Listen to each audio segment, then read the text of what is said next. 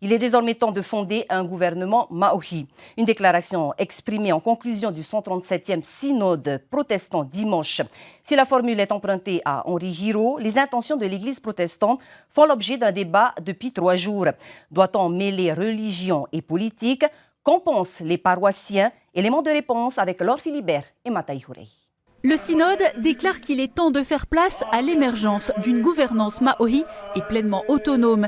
C'est ce que mentionne le communiqué de synthèse de cette 137e assemblée et c'est aussi la teneur d'une partie des déclarations des dirigeants de l'église protestante dimanche à Vaïtoupa. Des annonces explicites, pourtant le pasteur François Pihatet considère qu'il ne sort pas de son rôle. Ce qui a été dit, mais il faut le comprendre autrement à travers la Bible.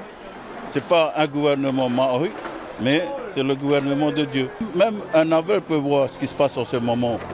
Les stratégies que la France met en place pour tout, dans le sens où c'est pour dire que le peuple maohi n'existe pas. Et pourquoi ne pas demander directement l'indépendance de la police? C'est pas ça, ça c'est politique. On ne fait pas la politique. C'est simple. Des propos quelque peu nuancés par rapport au communiqué, mais un discours qui a ébranlé certains fidèles, comme Victorine à la Presqu'île. Je suis contre cela. Pourquoi installer un gouvernement Maohi? Ça fait quelques années qu'ils sont sortis de leur rôle. Et cela ne convient pas à la vie spirituelle que nous menons en Polynésie française. Nous avons perdu beaucoup de protestants à cause de leur façon de nous mener. Victorine n'est pas la seule à réagir sur les réseaux sociaux. Beaucoup de questions, d'avis et quelques parallèles hasardeux. Un malaise nié par les dirigeants de l'église protestante Maohi qui, après avoir jeté un pavé dans la mare, décline toute demande d'interview.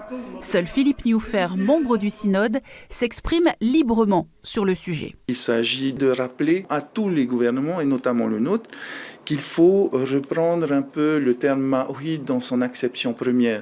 Il faut gouverner de manière transparente, de manière éclairée, de manière honnête et de manière propre.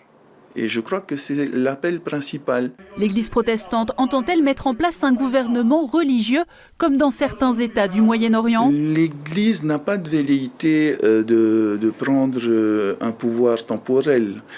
Je pense qu'il y a une forme de court-circuit intellectuel à le dire. Et c'est dommage parce qu'on aurait pu comparer cette parole avec ce qui se passe dans la République de Gilead, mais je crois qu'il s'agit là d'un court-circuit intellectuel. Certains membres du gouvernement ont indiqué vouloir réagir à ces propos au retour du président du pays, actuellement en déplacement. Le prochain synode aura lieu le 1er septembre 2023. Et d'ores et déjà, ses membres annoncent que cet événement s'appuie sur une volonté d'émancipation sans relâche du peuple maohi.